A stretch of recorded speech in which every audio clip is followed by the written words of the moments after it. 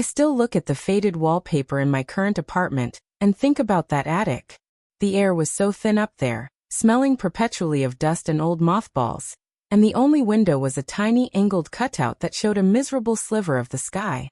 I spent nearly 3 years of my life locked in that stifling, cramped space, treated as less than a stray dog, simply because my stepmother decided I was an inconvenience. A human error in her perfect picture. Was I wrong for the way I eventually escaped? Was the revenge I planned and executed too harsh for a woman who systematically erased my existence? Honestly, I still don't know, and that's why I'm sharing this. I need to know. If your own family made you live in an attic, completely isolated, surviving on scraps, what would you do to finally be free? Tell me if you would have done the same thing. Or if I crossed a line that I can never come back from. My story didn't start in that attic. It started on the day my dad married Clarissa. I was only 9, a small, awkward girl whose world had recently fractured when my mom passed away from an aggressive illness.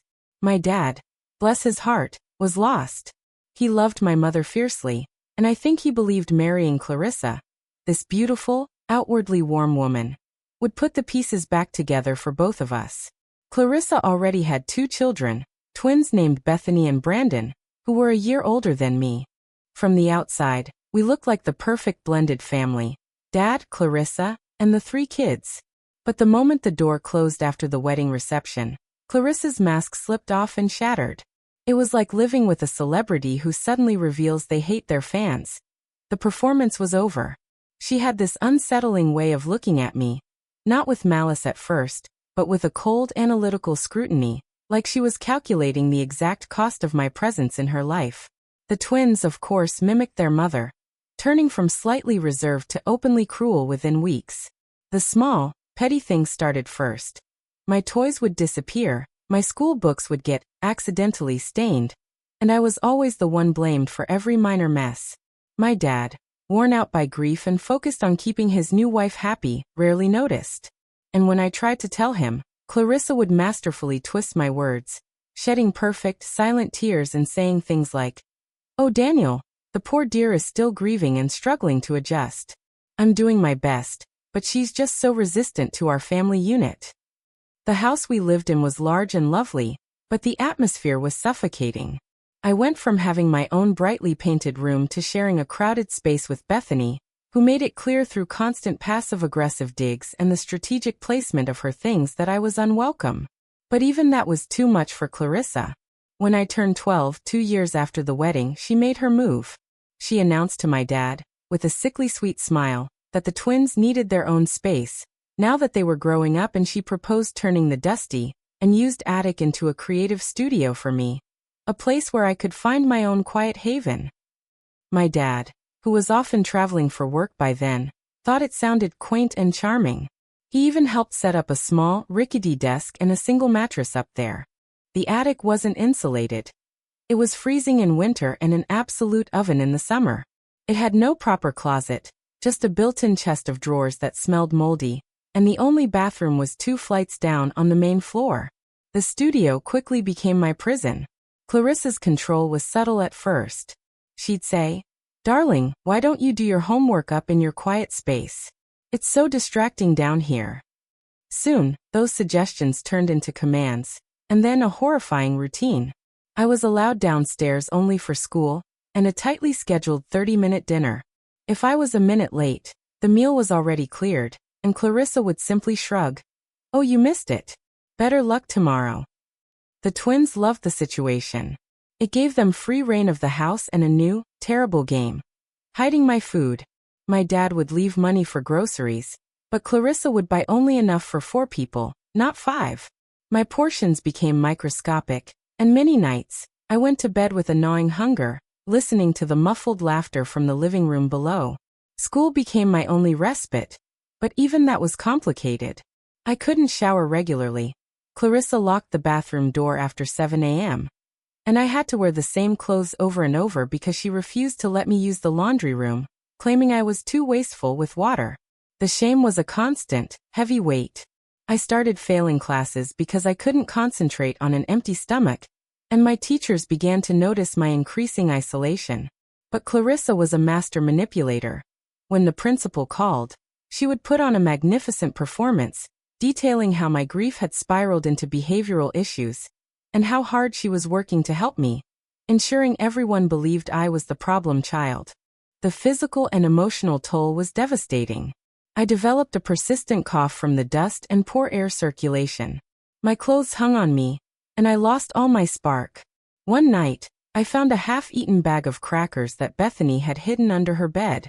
I ate them greedily, the dry, stale crumbs tasting like a feast.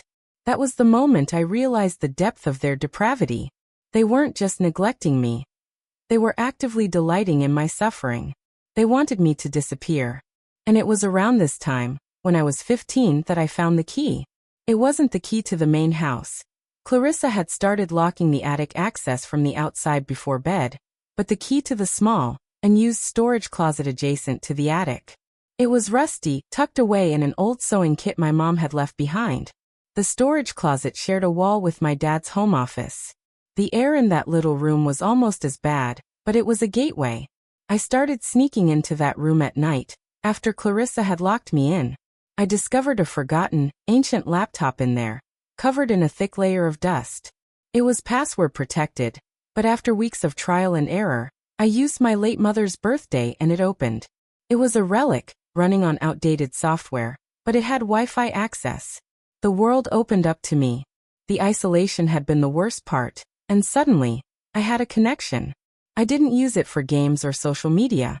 I used it for research. I spent hours learning about child neglect laws, how to document abuse, and what steps to take. I knew I couldn't just call a hotline. Clarissa would convince them I was lying, and my dad was too oblivious to be a credible witness. I needed proof. Ironclad, irrefutable proof.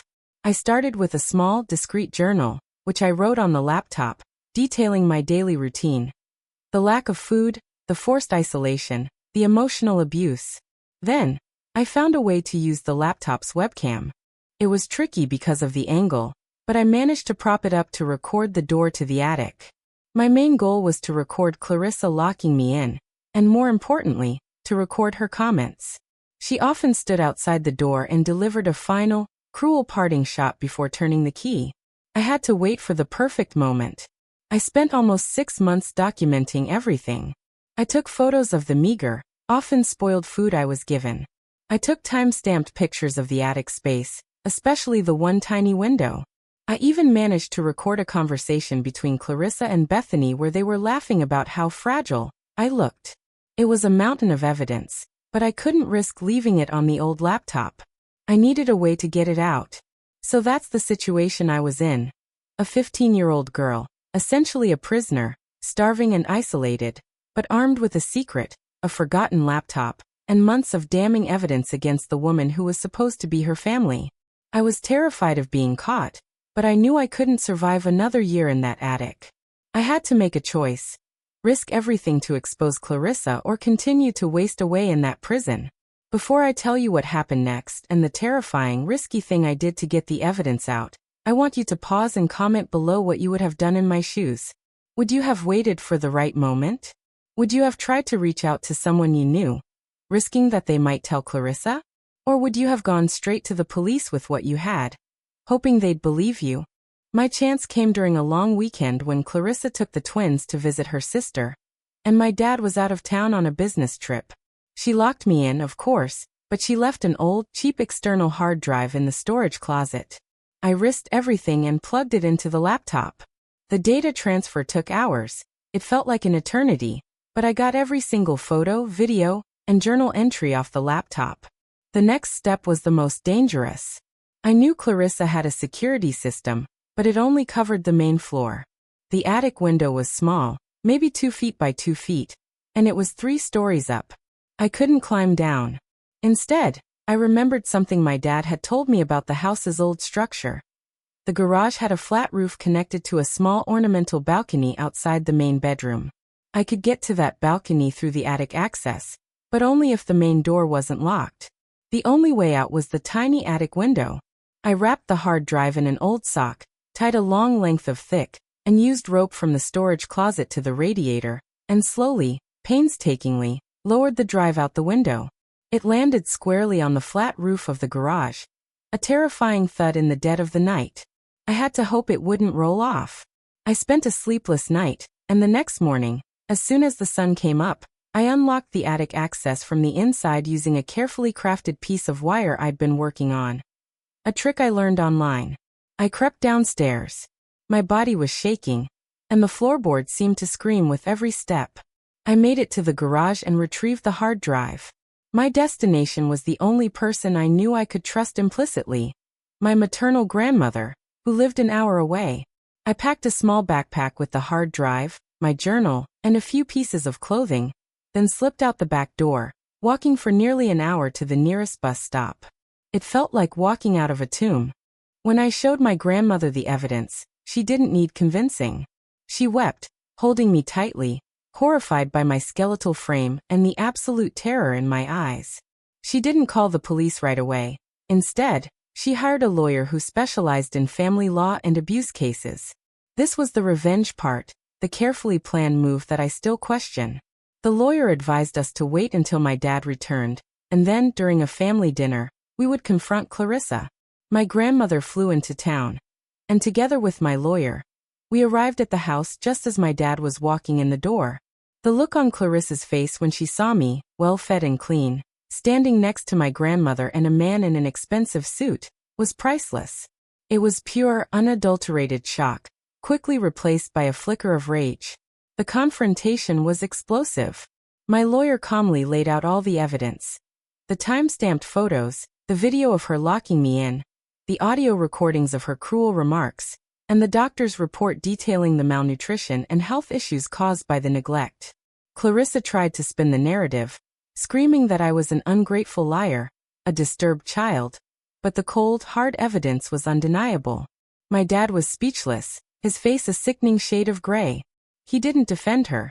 He just kept staring at the screen as the lawyer played the video of Clarissa locking the door and sneering. "Enjoy your retreat, little mouse." He finally saw the truth, but it was too late to save his marriage. Within a week, Clarissa and the twins were gone, kicked out of the house. The police were involved, and a lengthy investigation began, ending in charges of neglect and abuse.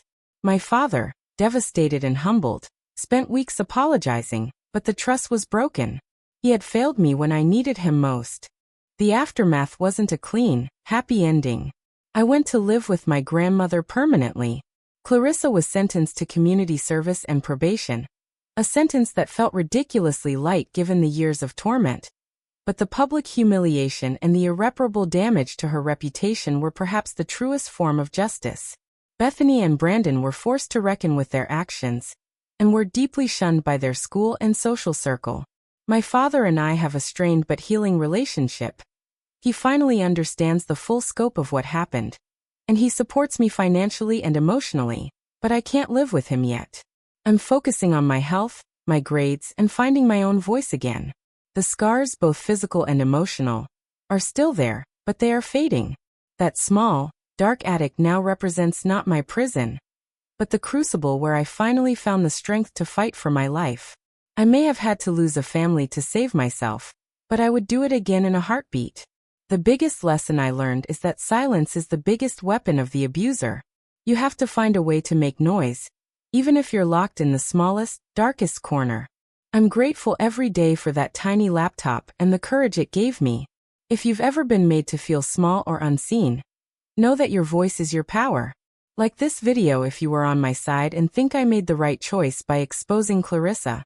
Subscribe for more stories like this one. And please, share your final thoughts on this whole mess in the comments section. Did Clarissa get what she deserved, or did I ruin my own life in the process of seeking revenge? I'll see you all in the next story.